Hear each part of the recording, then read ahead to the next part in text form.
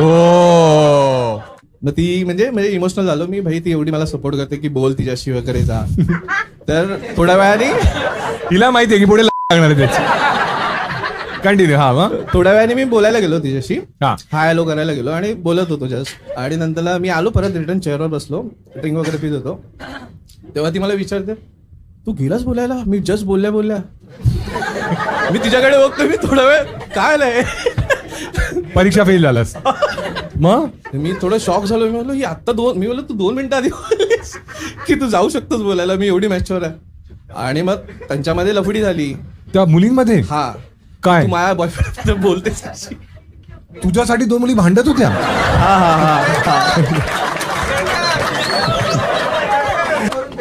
दोघी आंधळ्या म्हणजे दोघी चांगलं. अरे म्हणजे प्रेमात आंधळ्या होत्या. तुम्ही गाणेला अर्थ काढतो. हा दोघी भांडतायत. हा मग हा म्हणजे त्यांच्या आधी पण लफडी झालेली माझ्यावर. हा तुझ्यावरूनच. तू का आहेस काय रे